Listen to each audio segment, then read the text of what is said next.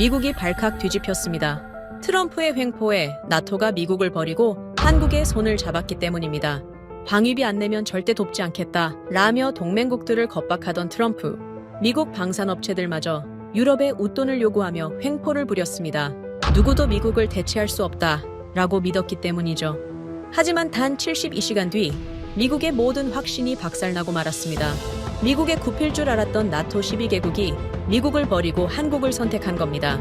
오늘부터 유럽의 방패는 대한민국입니다. 도대체 무슨 일이 벌어진 걸까요? 유럽이 미국을 버리고 한국을 선택한 이유. 지금 시작합니다. 2026년 1월 둘째 주, 펜타곤 전산망에 전례 없는 경고창이 떴습니다. 붉은 글씨로 재고 없음. 그 옆에 납기 48개월 지연. 세계 최강대국 미합 중국의 무기고가 텅 비었다는 뜻이었죠. 도대체 어쩌다가 미국이 이 지경이 됐을까요? 트럼프 대통령이 방위비 안 내면 돕지 않겠다고 선언한 지 불과 사흘 만이었습니다. 폴란드에서 전화가 빗발쳤어요. 발트 3국이 울부짖었습니다. 일본 방위성은 하루에 12번씩 연락을 넣었죠. 하지만 우리가 보낼 게 없었습니다. 창고에도 없고, 공장에도 없고, 설계도면 위에만 존재하는 무기들 뿐이었어요. 저는 윌리엄 카터, 미 국방부 전략기획실 수석 분석관입니다. 22년을 이 건물에서 보냈어요. 걸프전 참전 용사이기도 하죠. 그런 제가 그날 처음으로 인정해야 했습니다. 미국이라는 거인이 속이 텅 빈 허수아비였다는 거요. 전략상황실 스크린 12개가 전부 붉게 물들어 있었습니다. 담당관들은 전화기를 붙들고 같은 말만 반복했어요. 확인 중입니다. 조금만 기다려 주십시오. 기다리라니요. 러시아가 동유럽 국경에 30만 병력을 집결시킨 상황에서 우리가 할 수 있는 말이 고작 그거였습니다. 저는 제 책상 앞에 앉아 엑셀 파일을 열었어요. 에이브람스 전차 재고 현황. 숫자를 확인하는 순간 눈앞이 캄캄해졌습니다. 가용 물량 0. 생산 대기 물량 84대. 예상 출고일 2030년. 4년 뒤라는 뜻이었죠. 그때 제 직통 전화가 울렸습니다. 발신자는 폴란드 국방장관 코알스키였어요. 카터, 상황이 어떻게 되는 겁니까? 러시아 기갑사단이 국경 50km 앞까지 왔습니다. 전차가 필요해요. 지금 당장. 목소리가 떨리고 있었습니다. 이 사람이 겁에 질린 모습은 처음 봤어요. 나토 회의에서 항상 당당하게 발언하던 그 코알스키가요. 저는 뭐라고 대답해야 할지 몰랐습니다. 진실을 말할 수는 없었어요. 세계 최강대국이 전차 한 대 보낼 능력이 없다는 걸 어떻게 인정합니까? 장관님, 현재 본국에서 검토 중입니다. 조금만 기다려 주십시오. 기다리라고요? 4년을 기다리라는 겁니까? 카터, 우리가 4년을 버틸 것 같습니까? 전화가 끊겼습니다. 저는 수화기를 내려놓고 한참을 멍하니 앉아 있었어요. 22년 동안 이 자리를 지켰습니다. 데이터를 분석하고, 보고서를 쓰고, 정책을 제안했죠. 미국의 힘을 숫자로 증명하는 게 제 일이었어요. 그런데 지금 제 앞에 놓인 숫자들은 미국의 힘이 아니라 미국의 무능을 증명하고 있었습니다. 점심시간이 지나서였어요. 비서가 급하게 들어왔습니다. 분석관님, 위치 의원실에서 연락이 왔습니다. 지금 바로 오시랍니다. 미치 매코넬, 상원 군사위원장이죠. 워싱턴에서 그 이름 석자면 국방부 장관도 고개를 숙입니다. 방산 로비의 정점에 선 사람이에요. 저는 넥타이를 고쳐매고 의원회관으로 향했습니다. 무슨 일인지 짐작이 갔어요. 이 혼란 속에서 누군가는 희생양이 필요할 테니까요. 의원 집무실은 어두웠습니다. 블라인드가 내려져 있었고 책상 위 스탠드 불빛만 미치 의원의 얼굴을 비추고 있었어요. 74세의 노인이었지만 눈빛은 여전히 날카로웠습니다. 카터, 자네 지금 상황이 어떻게 돌아가는지 알고 있나? 예. 의원님, 전 세계에서 지원 요청이 쏟아지고 있습니다. 하지만 우리 생산 능력이, 그건 알아. 미치 의원이 손을 들어 제 발을 잘랐습니다. 그리고 책상 서랍에서 서류 한 뭉치를 꺼냈어요. 문제는 그게 아니야. 지금 미국의 빈자리를 누가 차지하고 있는지 아나? 한국이야. 폴란드가 한국에 전차를 주문했어. 루마니아도, 노르웨이도. 우리 동맹국들이 줄줄이 한국으로 달려가고 있다고. 저는 서류를 받아들었습니다. 최근 3개월간 한국 방산 수출 현황이었어요. 숫자를 보는 순간 심장이 철렁 내려앉았습니다. K2 전차 120대 폴란드 수출 계약, K9 자주포 200문 호주 수출 협상 중. FA50 경전투기 폴란드 추가 도입 확정. 어마어마한 규모였죠. 이게 말이 됩니까? 삼성 TV나 만들던 나라가 우리 시장을 잠식하고 있어. 미치 의원의 목소리에 도끼가 서려 있었습니다. 저도 솔직히 불쾌했어요. 한국이요? 고작 한국이 미국의 자리를 넘보다니. 우리가 한국전쟁 때 피 흘려 지켜준 나라 아닙니까? 제 아버지가 그 전쟁에서 싸웠어요. 그런데 이제 그 나라가 우리 밥그릇을 뺏어가겠다고요? 의원님, 원하시는 게 뭡니까? 보고서를 써. 한국산 무기가 나토 시스템과 호환되지 않는다는 내용으로 전시 상황에서 공급이 중단될 위험이 크다는 것도 넣고 안보 리스크라는 프레임을 씌워야 해. 명확한 지시였습니다. 저는 고개를 끄덕였어요. 솔직히 그때는 별다른 거리낌이 없었습니다. 한국 무기가 뭐 대단하겠습니까? 우리 기술을 베껴서 싸게 파는 거 아니겠어요? 조금만 파헤치면 결함이 쏟아져 나올 게 분명했죠. 사무실로 돌아오니 낯선 사람이 기다리고 있었습니다. 군복 차림의 동양인이었어요. 명찰에 박진수라고 적혀 있었습니다. 주미 한국 대사관 무관이라고 자기소개를 하더군요. 카터 분석관님, 잠시 시간 괜찮으시겠습니까? 저희 정부에서 협력 제안서를 가져왔습니다. 박소령이 서류 봉투를 내밀었습니다. 저는 받아들지 않았어요. 바쁩니다. 비서에게 맡기고 가시죠. 분석관님, 지금 상황이 급박합니다. 저희가 도울 수 있습니다. 한 번만 검토해 주십시오. 도움이라니요. 저는 속으로 비웃었습니다. 미국을 도와주겠다고요? 우리가 당신네 나라를 도와준 거지. 언제 당신들이 우리를 도왔습니까? 저는 서류 봉투를 책상 구석에 던져 놓았어요. 검토해 보겠습니다. 돌아가셔도 됩니다. 박소령은 아무 말 없이 고개를 숙이고 나갔습니다. 그 뒷모습을 보면서 저는 생각했어요. 뭘 믿고 저렇게 당당하게 들어오는 거지. 한국이 뭔데? 그날 밤, 저는 사무실에 남아 자료를 뒤졌습니다. 한국 무기의 결함 사례를 찾아야 했어요. 10년 전 기록까지 거슬러 올라갔습니다. K1 전차 변속기 이상, K9 자주포 포신 균열 의혹, 하나하나 끄집어내서 정리했죠. 사소한 것들이었어요. 어느 나라 무기든 초기 모델에는 문제가 있기 마련이니까요. 하지만 그런 건 중요하지 않았습니다. 프레임만 씌우면 되는 거였어요. 새벽 2시, 보고서 초안이 완성됐습니다. 제목은 대한민국 의존의 치명적 위험성. 저는 모니터를 바라보며 담배를 피웠어요. 이게 맞는 걸까? 하는 생각이 잠깐 스쳤습니다. 하지만 금방 털어냈죠. 미국의 이익을 위한 거니까. 우리 방산업체들의 일자리를 지키는 거니까. 한국 따위가 미국의 자리를 차지하게 놔둘 수는 없잖아요. 창밖으로 워싱턴의 야경이 보였습니다. 펜타곤의 불빛, 백악관의 불빛, 의회의 불빛. 이 도시가 세계의 중심이었어요. 적어도 저는 그렇게 믿었습니다. 그런데 이상하게 그날 밤은 그 불빛들이 흔들리는 것처럼 보였어요. 아니, 어쩌면 제 눈이 흔들리고 있었는지도 모르겠습니다. 책상 구석에 던져둔 서류 봉투가 눈에 들어왔습니다. 박소령이 두고 간 협력 제안서였죠. 저는 그걸 집어들었다가 다시 내려놓았어요. 지금은 볼 때가 아니었습니다. 리치 의원의 보고서부터 끝내야 했으니까요. 세계 최강대국이 고작 재고 없음이라는 붉은 글씨 앞에 무릎 꿇은 순간이었습니다. 그리고 저는 그 치욕을 감추기 위해 엉뚱한 나라의 죄를 뒤집어 씌우려 하고 있었죠. 그때는 몰랐어요. 제가 쓰는 그 보고서가 얼마나 큰 거짓말인지. 그리고 그 거짓말이 제 아들의 목숨까지 위협하게 될 줄은요. 보고서 마무리에 이틀이 걸렸습니다. 10년치 자료를 뒤져서 한국 무기의 결함 사례를 모조리 끌어모았어요. 사소한 것까지 전부요. 변속기 소음, 포탑 회전 속도 지연, 야간 조준경 오차. 어느 나라 무기에나 있는 초기 문제들이었지만 나열해 놓으니 그럴듯해 보였습니다. 저는 뿌듯했어요. 이 정도면 미치 의원도 만족하겠지. 그런데 보고서를 출력하려는 순간 국가지리정보국에서 연락이 왔습니다. 카터 분석관님, 지금 바로 오셔야 할 것 같습니다. 보여드릴 게 있어요. 무슨 일인지 몰랐습니다. 국가지리정보국은 위성으로 전 세계를 감시하는 곳이에요. 거기서 저를 급히 부르다니. 저는 출력 버튼을 누르지 않고 자리에서 일어났습니다. 분석실에 들어서자 대형 스크린 6개가 저를 압도했습니다. 전 세계 주요 항구의 실시간 위성 영상이 떠 있었어요. 담당관이 저를 보더니 손짓했습니다. 이쪽으로 오시죠. 먼저 미국 항구부터 보여드리겠습니다.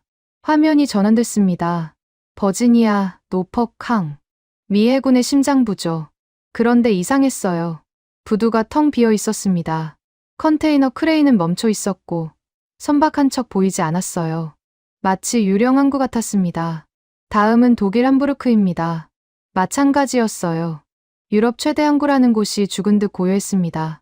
화물선 두어 척이 정박해 있었지만 하역 작업은 이루어지지 않고 있었죠. 열감지 센서를 켜봐도 온기가 느껴지는 곳이 거의 없었습니다. 이제 한국입니다. 화면이 바뀌는 순간 저는 숨을 멈췄습니다. 부산항이었어요. 화면 전체가 움직이고 있었습니다. 검은 점들이 개미처럼 빼곡하게 들어차 있었죠. 확대하니 그게 전부 전차였어요. K2 전차들이 줄지어 선박에 오르고 있었습니다. 크레인 12대가 동시에 돌아가고 있었고 화물선 5척이 부두에 대기 중이었죠. 열감지 센서 켜드릴까요? 담당관이 버튼을 누르자 화면이 붉게 물들었습니다. 항구 전체가 열기로 달아올라 있었어요. 그런데 그게 끝이 아니었습니다.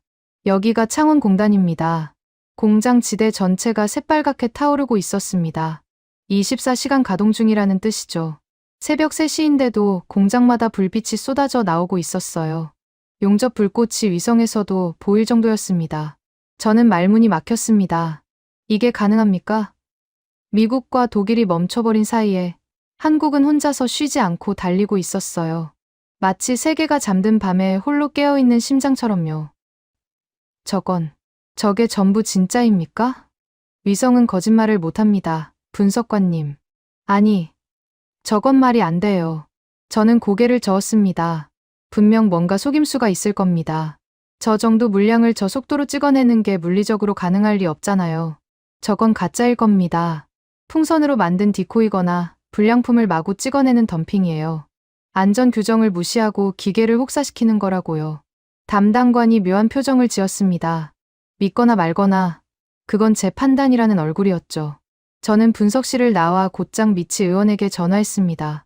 의원님, 한국이 물량 공세를 펴고 있습니다. 하지만 저건 정상적인 생산이 아닙니다. 안전 규정을 무시하고 있어요. 품질에 문제가 있을 게 분명합니다. 전화기 너머로 미치 의원의 만족스러운 웃음소리가 들렸습니다. 좋아, 카터. 그걸 보고서에 넣어.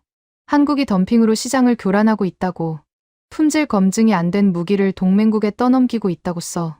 저는 알겠다고 대답했습니다. 하지만 사무실로 돌아오는 내내 위성 영상이 머릿속을 떠나지 않았어요. 붉게 타오르는 창원공단, 쉴 새 없이 움직이는 부산항.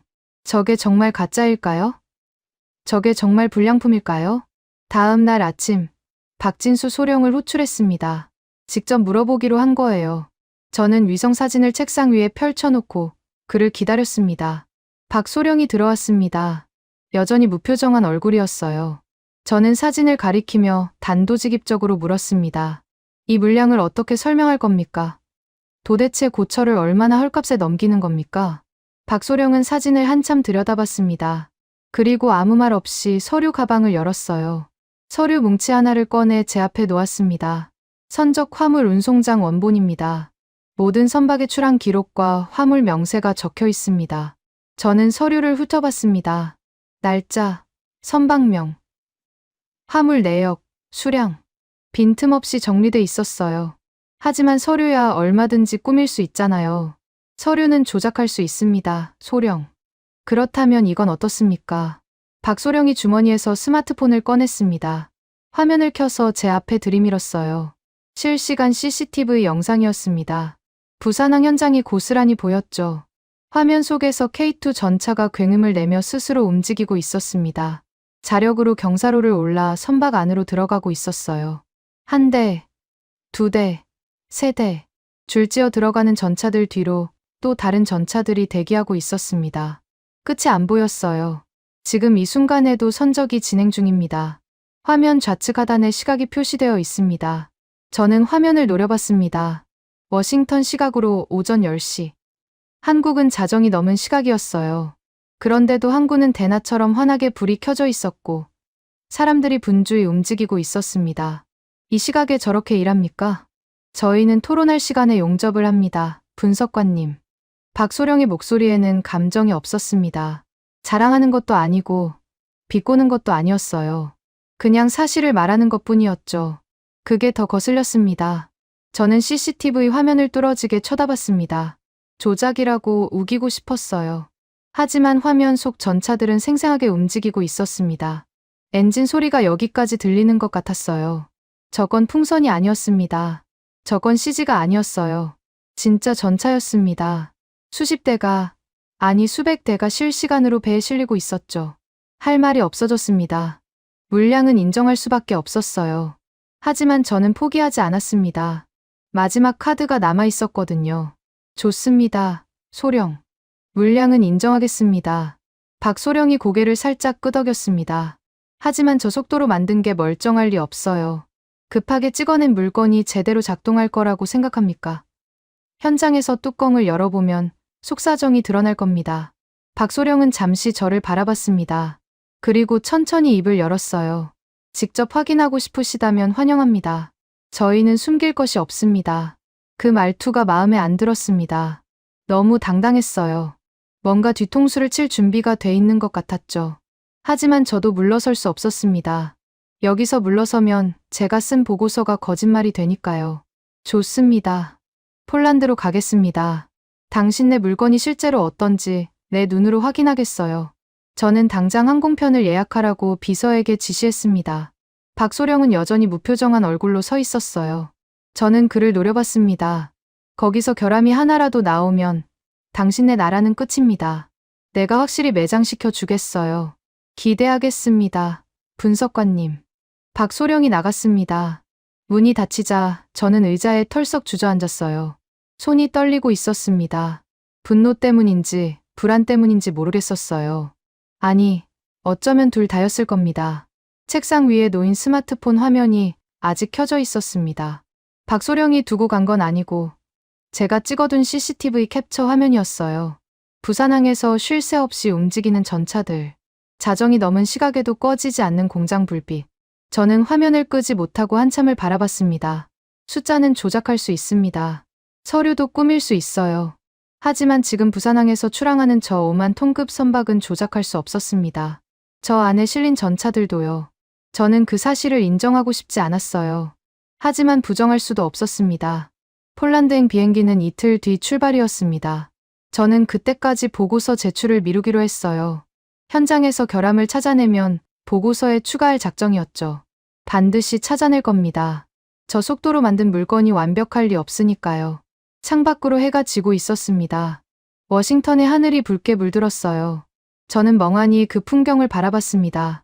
지구 반대편에서는 지금 이 순간에도 용접 불꽃이 튀고 전차들이 배에 오르고 공장이 쉬지 않고 돌아가고 있겠죠? 잠들지 않는 나라, 멈추지 않는 심장. 저는 그게 두려웠습니다. 인정하기 싫었지만 분명히 두려웠어요. 폴란드 르제슈프 공항에 내리자 칼바람이 뺨을 때렸습니다. 영하 15도, 입김이 하얗게 피어올랐어요. 저는 코트깃을 세우고 0점 나온 차량에 올랐습니다. 최전방 기지까지 2시간 거리라고 했죠. 차창 밖으로 폴란드 시골 풍경이 스쳐 지나갔습니다.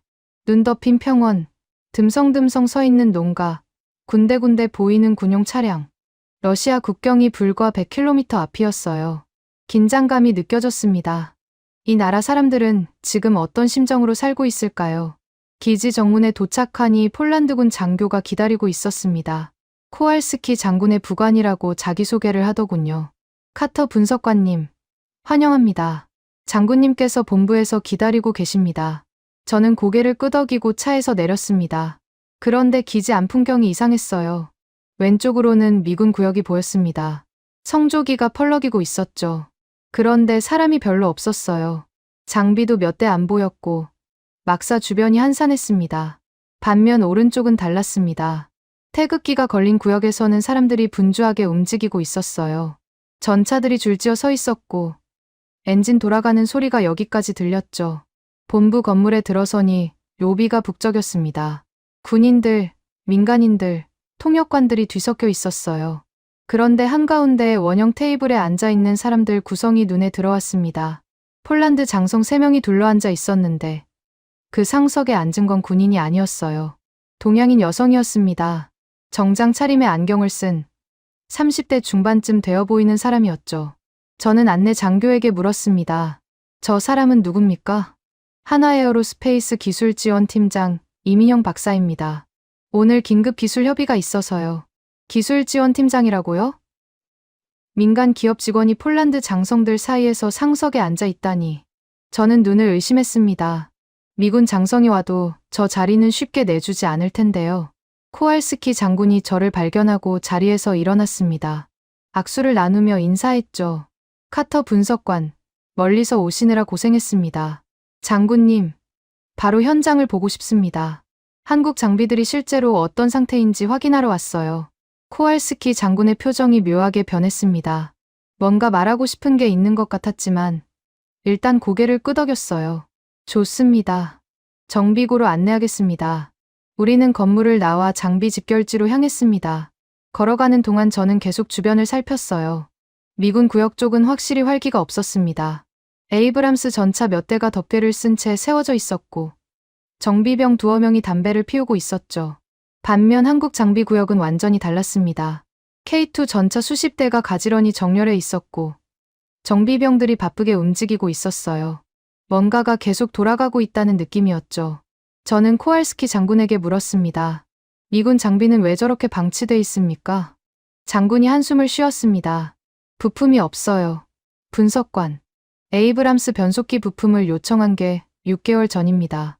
아직도 안 왔어요. 전차 12대가 저렇게 서 있는 겁니다. 6개월이요. 저는 할 말을 잃었습니다. 그게 미국의 현실이었어요. 우리가 만든 전차인데 우리가 부품을 못 대고 있는 거였죠. 한국 장비는 다릅니까? 완전히 다릅니다. 코알스키 장군의 목소리에 힘이 들어갔어요.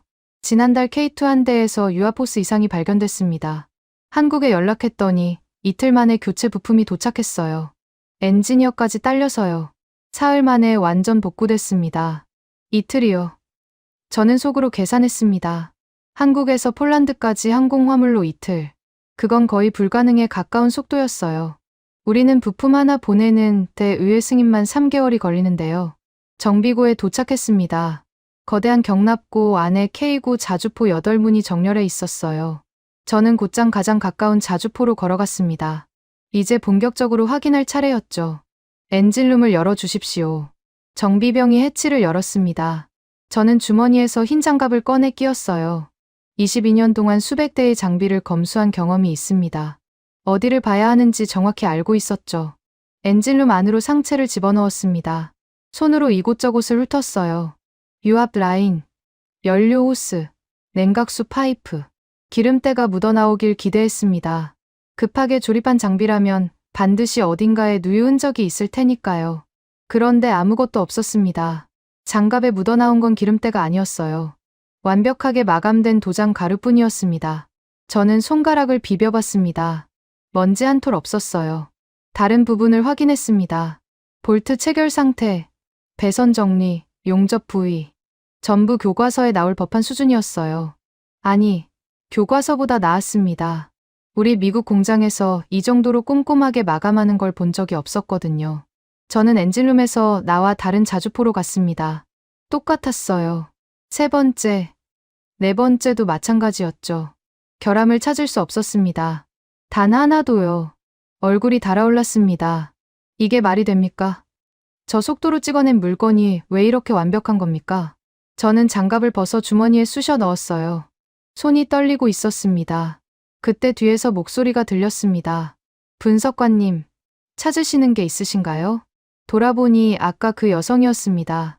이민영 박사. 가까이서 보니 눈빛이 예리했어요. 저를 똑바로 쳐다보고 있었죠. 품질 검사 중입니다.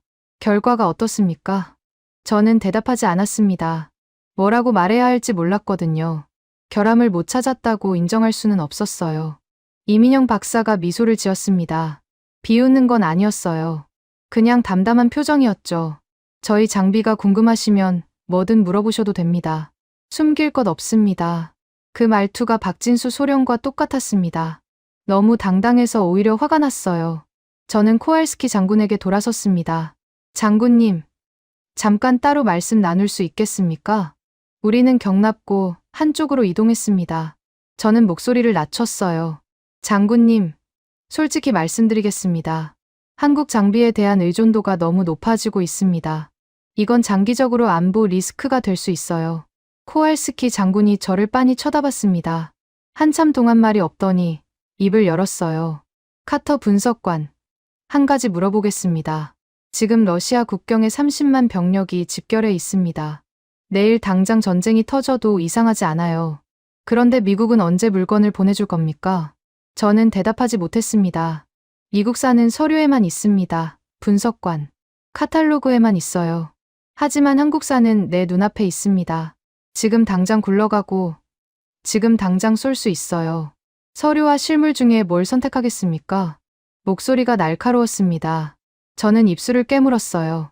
반박할 말이 없었습니다. 사실이니까요. 우리는 약속만 하고 지키지 못하고 있었어요. 한국은 약속하고 지키고 있었고요. 경납고를 나와 야외 정비장으로 이동했습니다. 미군 정비병 몇 명이 한국제 탄약 상자 앞에 모여 있었어요. 저는 그쪽으로 다가갔습니다. 뭘 하고 있습니까? 정비병 하나가 고개를 들었습니다. 이등병 계급장을 달고 있었죠. 아, 분석관님. 탄약 재고 확인 중입니다. 미제 탄약은 어디 있습니까? 정비병이 머뭇거렸습니다. 옆에 있던 상병이 대신 대답했어요. 미제는 거의 안 씁니다. 분석관님. 왜요? 한국산이 더 좋아서요. 저는 귀를 의심했습니다. 미군 정비병이 한국 탄약이 더 좋다고요? 무슨 소립니까? 구체적으로 설명해 보시오. 상병이 탄약 상자를 열어 보여줬습니다. 이게 한국제 155mm 포탄입니다. 오차 범위가 0.02% 이내예요.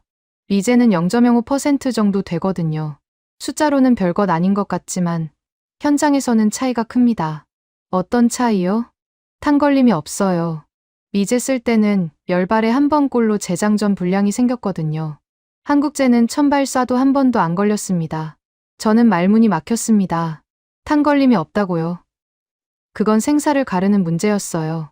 전투 중에 재장전 불량이 생기면 그 몇 초가 목숨을 좌우하니까요. 개인 의견입니까?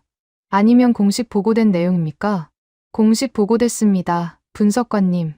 작전참모부에 문의하시면 데이터 있을 겁니다. 저는 더 이상 묻지 않았습니다. 얼굴이 화끈거렸어요. 미군 병사가 한국 물건이 더 낫다고 증언하는 상황. 이게 현실이었습니다. 숙소로 돌아오는 길에 저는 아무 말도 하지 않았습니다. 운전병이 몇 번 말을 걸었지만 대답하지 않았어요. 머릿속이 복잡했습니다. 내가 찾으러 온 건 한국의 결함이었어요. 그런데 내가 확인한 건 미국의 현실이었습니다.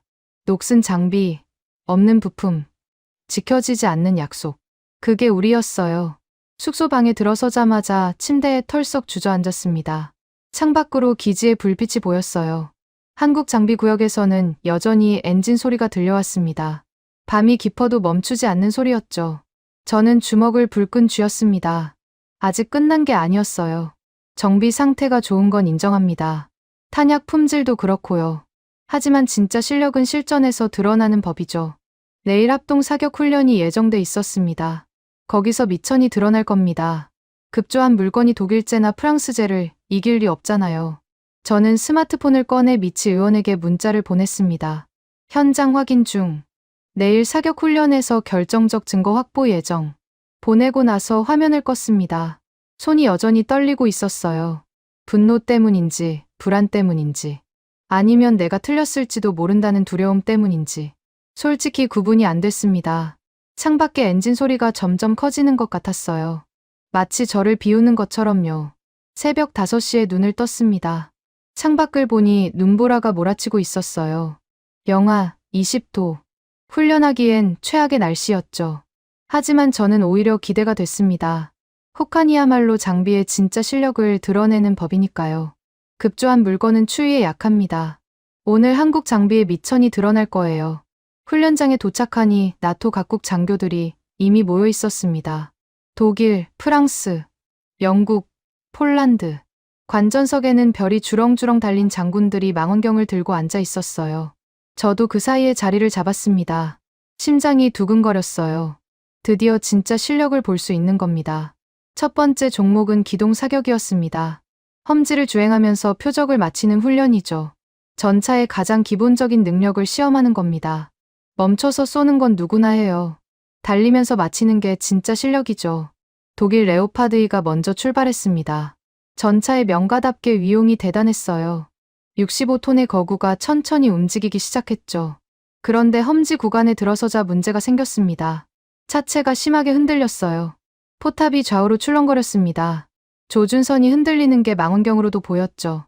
결국 레오파드는 멈춰 서서 조준해야 했어요. 정지 사격으로 전환합니다. 무전기에서 독일어가 흘러나왔습니다. 저는 고개를 끄덕였어요. 당연한 선택이었죠. 저 정도 흔들림에서 명중시키는 건 불가능하니까요. 독일 엔지니어들이 바보가 아닌 이상 기동 사격을 고집할 이유가 없었습니다. 다음은 한국 K2 흑표였습니다. 레오파드보다 10톤이나 가벼운 55톤. 저는 속으로 비웃었어요. 가벼우면 더 흔들릴 텐데요. 물리 법칙을 거스를 수는 없잖아요. K2가 출발했습니다. 험지 구간에 진입하자 저는 망원경에 눈을 갖다 댔어요. 흔들림을 확인하려고요. 그런데 이상했습니다. 차체는 분명히 요동치고 있었어요. 바퀴가 바위를 넘고 웅덩이를 지날 때마다 선체가 출렁였죠. 그런데 포탑이 움직이지 않았습니다. 마치 물 위에 떠 있는 것처럼, 아니 공중에 고정된 것처럼 안정돼 있었어요. 눈을 비비고 다시 봤습니다. 착각이 아니었어요. 발사. 굉음과 함께 포탄이 날아갔습니다. 표적이 폭발했어요. 명중이었습니다. 그런데 K2는 멈추지 않았어요. 속도를 유지한 채 달리면서 두 번째 포탄을 장전했습니다. 3초 만에 다시 발사. 또 명중이었죠. 세 번째, 네 번째, 다섯 번째. 전부 기동간 사격이었고 전부 명중이었습니다. 저는 망원경을 내렸습니다. 손이 떨리고 있었어요. 이건 뭡니까? 도대체 이게 뭐냐고요. 저게 어떻게 가능합니까? 옆에 앉은 영국 장교에게 물었습니다. 그가 어깨를 으쓱했어요. 암 내장형 유기압 편수장치라고 합니다. 한국이 독자 개발한 기술이에요. 차체가 아무리 흔들려도 포탑은 수평을 유지합니다. 독자 개발이라고요? 저는 믿을 수 없었습니다. 미국도 못한 기술을 한국이 해냈다니요. 우리가 수십 년간 연구해도 실용화 못한 기술이에요. 그걸 한국이 양산하고 있다고요? 관전석이 술렁였습니다. 독일 장교들의 얼굴이 굳어 있었어요. 당연하죠. 자국 전차가 망신당하는 꼴을 보고 있으니까요. 두 번째 종목은 자주포 사격이었습니다. 프랑스 세자르가 먼저 나섰죠. 최첨단 디지털 사격 통제 장치를 자랑하는 장비였습니다. 그런데 시동이 안 걸렸어요. 정비병이 달려가 확인했습니다. 센서가 얼었습니다. 예열이 필요합니다. 영하 20도에서 전자 장비가 먹통이 된 겁니다. 프랑스 장교들이 당황한 표정으로 무전기를 붙잡았어요. 10분이 지나도 세자르는 움직이지 못했습니다. 실전이었으면 이미 죽었어요. 적이 예열 끝날 때까지 기다려주지 않거든요. 다음은 한국 K9 자주포였습니다. 저는 똑같은 일이 벌어지길 기대했어요. 이 추위에 전자 장비가 버틸 리 없잖아요. 한국이 무슨 수로 영하 20도를 견디겠습니까? K9의 시동을 걸었습니다. 엔진이 단번에 걸렸어요. 화면이 켜지고 조준 시스템이 작동했습니다. 얼어붙은 기색이 전혀 없었죠. 저는 눈을 의심했습니다. 어떻게 된 겁니까? 제가 물었습니다. 이민영 박사가 관전석 뒤에서 대답했어요. 극한지용 반도체입니다. 삼성과 SK가 협력해서 개발했어요. 영하 40도에서도 작동합니다. 영하 40도요? 시베리아 한복판에서도 쏠 수 있다는 뜻이었습니다. 저는 할 말을 잃었어요. K9의 포문을 열었습니다. 그런데 한 발이 아니었어요. 세 발이 연속으로 발사됐습니다. 굉음이 훈련장을 뒤흔들었죠. 저는 망원경으로 표적을 확인했습니다. 세 발이 거의 동시에 착탄했어요. 시간차가 1초도 안 됐습니다. TOT입니다. 동시 탄착이죠. 이민영 박사가 설명했습니다. 첫 발은 고각으로, 둘째 발은 중각으로, 셋째 발은 저각으로 쏩니다. 발사 시점을 조절해서 같은 시각에 도착하게 만드는 겁니다. 적이 첫 발을 보고 피하려 해도 이미 늦어요. 저는 망원경을 떨어뜨릴 뻔했습니다. 저게 물리적으로 가능한 겁니까? 세 발을 다른 각도로 쏴서 동시에 착탄시키다니요. 탄도 계산만 해도 슈퍼컴퓨터가 필요할 텐데요. 외계인 기술입니까? 제가 중얼거렸습니다. 이민영 박사가 웃었어요. 아니요. 창원 공장에서 24시간 일한 엔지니어들의 기술입니다. 훈련이 끝났습니다. 결과는 압도적이었어요. K2는 기동 사격에서 레오파드를 2배 이상 앞질렀고 K군 세자르가 예열하는 동안 모든 사격을 끝냈습니다. 점수 비교 자체가 무의미했죠. 관전석에서 장군들이 일어났습니다. 저는 그들의 움직임을 지켜봤어요. 미국 천막으로 향하는 사람은 없었습니다. 전부 한국 천막으로 몰려갔어요. 손에 서류를 들고 있었죠. 계약서였습니다. 나토 장군들이 줄을 서서 한국 담당자를 기다리고 있었어요. 저는 그 광경을 멍하니 바라봤습니다. 독일제는 예술품이었어요. 박물관에 모셔두면 어울릴 물건이었죠. 프랑스제는 온실 속 화초였습니다. 조건이 맞아야만 작동하는 예민한 장비였어요. 하지만 한국제는 야수였습니다. 어떤 환경에서도 달리고 멈추지 않고 명중시켰죠. 숙소로 돌아왔습니다. 저는 노트북을 열었어요.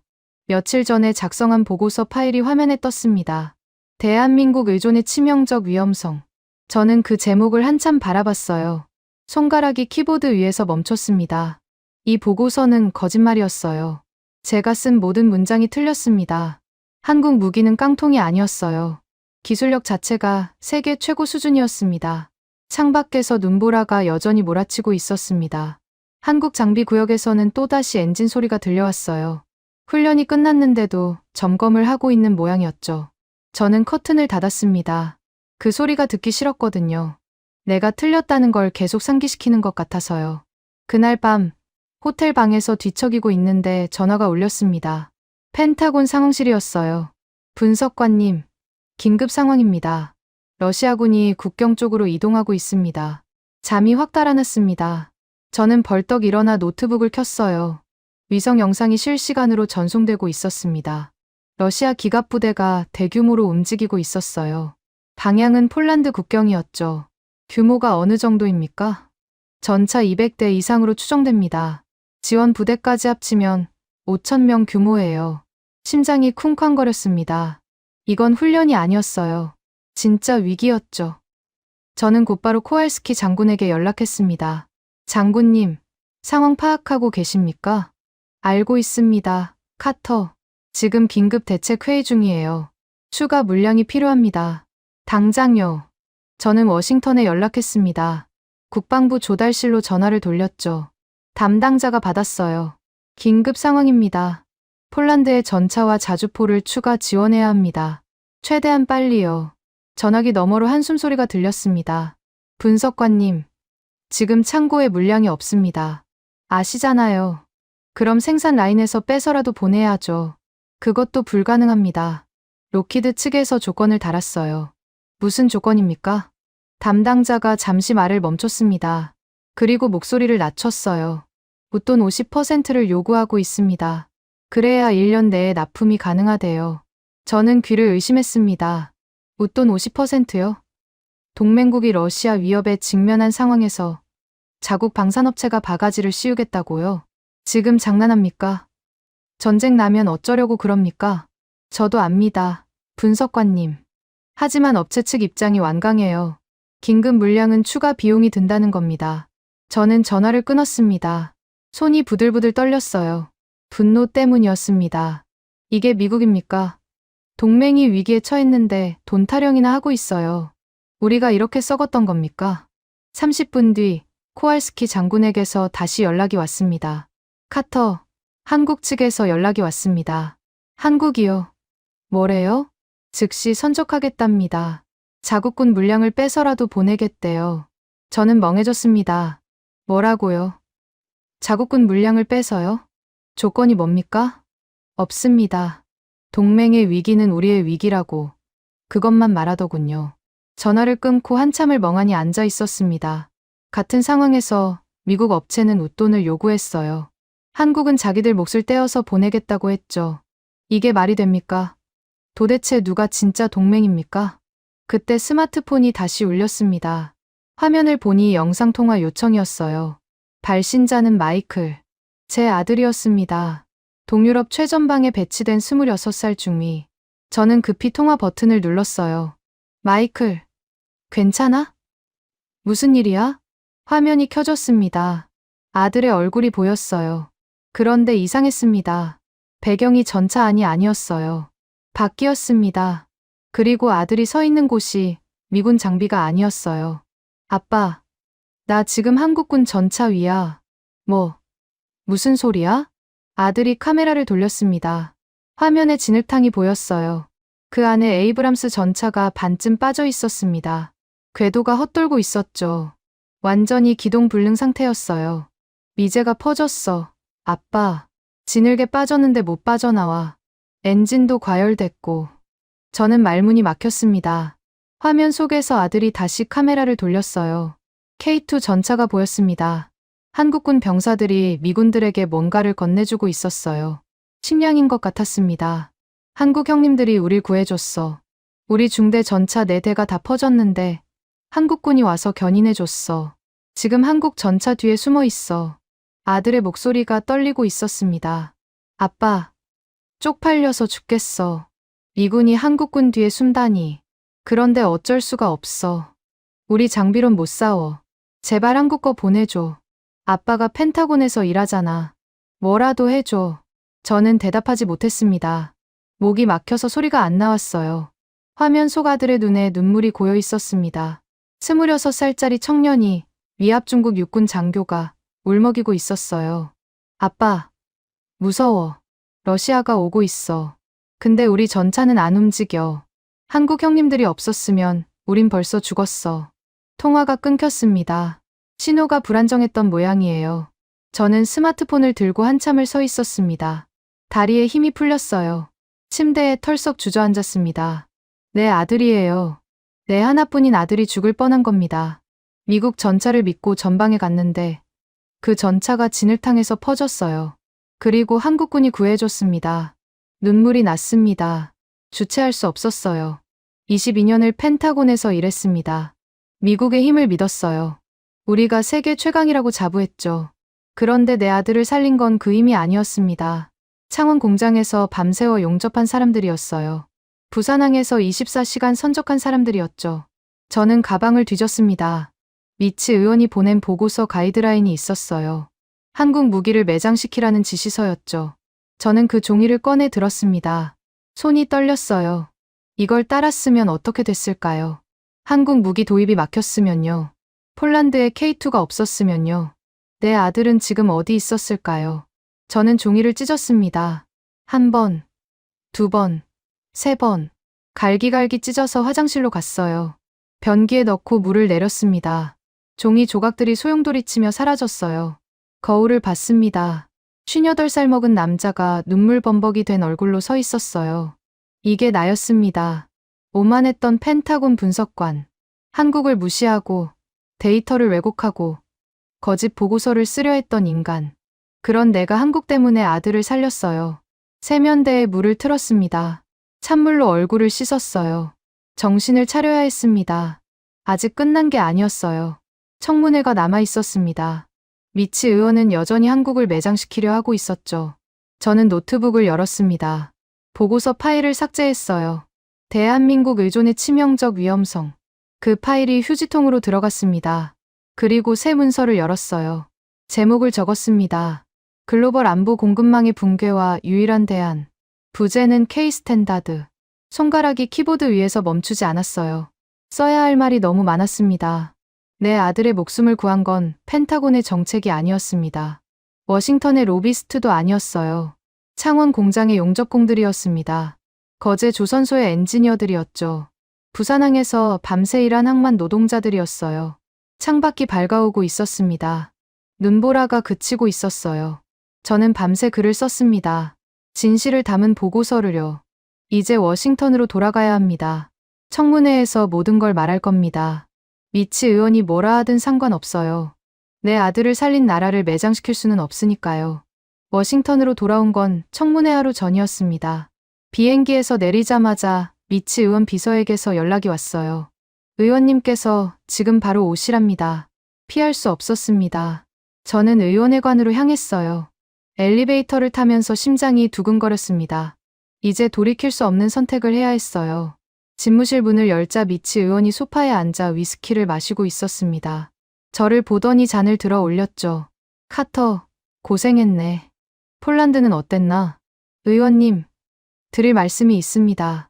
보고서 잘 준비했겠지? 내일 청문회에서 한국 놈들 확실히 매장시켜야 해. 록히드 사람들이 기대하고 있어. 저는 대답하지 않았습니다. 가슴 속에서 뭔가가 끓어오르고 있었어요. 폴란드에서 본 것들이 떠올랐습니다. 진흙탕에 빠진 미제 전차, 밤새 돌아가는 한국 공장, 그리고 울먹이던 아들의 얼굴. 미치 의원의 눈이 가늘어졌어요. 왜 그러나? 무슨 문제라도 있나? 의원님, 저는 내일 청문회에서 진실을 말할 겁니다. 방 안 공기가 얼어붙었습니다. 미치 의원이 천천히 잔을 내려놓았어요. 위스키가 찰랑거렸습니다. 진실이라니. 무슨 진실 말인가? 한국 무기가 우리보다 낫다는 진실이요. 우리 방산업체들이 동맹을 상대로 바가지를 씌우고 있다는 진실이요. 미국의 생산 능력이 사망했다는 진실이요. 미치 의원의 얼굴이 붉어졌습니다. 주먹이 부들부들 떨리고 있었어요. 74년 인생에서 이런 반항을 당해본 적이 없는 것 같았습니다. 카터, 자네 지금 뭘 하는 건지 알고 있나? 22년 경력을 쓰레기통에 버릴 셈인가? 은퇴 후 록히드 자리도 날아가. 연금도 위험해질 수 있어. 제 아들이 한국 전차 덕분에 살았습니다. 의원님. 미치 의원이 입을 다물었습니다. 저는 계속했어요. 목소리가 떨렸지만 멈추지 않았습니다. 미제 전차는 진흙탕에서 퍼졌어요. 한국군이 구해줬습니다. 제 아들이 한국 전차 위에 올라타서 살았어요. 그게 현실입니다. 저는 그 현실을 숨길 수 없어요. 미치 의원이 자리에서 벌떡 일어났습니다. 위스키 잔이 테이블에서 떨어져 깨졌어요.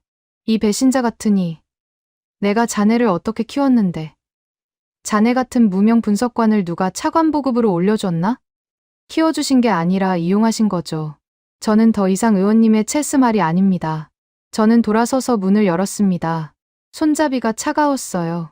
등 뒤로 미치 의원의 고함이 들렸습니다. 후회할 거야. 카터. 내일 청문회장에서 자네 인생이 끝날 줄 알아. 내가 확실히 매장시켜 주지. 문이 닫혔습니다. 복도를 걸으며 저는 생각했어요. 어쩌면 정말 끝날지도 모릅니다. 22년 경력, 연금, 명예, 전부 날아갈 수 있어요. 하지만 거짓말쟁이로 사느니 진실을 말한 바보가 되겠습니다. 적어도 아들 얼굴은 볼 수 있을 테니까요. 다음 날 아침, 상원 청문회장에 들어섰습니다. 방 청석이 가득 차 있었어요. 기자들의 카메라 플래시가 터졌습니다. 전 세계에 생중계되고 있었죠. 저는 증인석에 앉았습니다. 양복 안주머니에 보고서가 들어 있었어요. 밤새 다시 쓴 진실의 보고서였죠. 손바닥에 땀이 났습니다. 미치 의원이 의장석에서 마이크를 잡았습니다.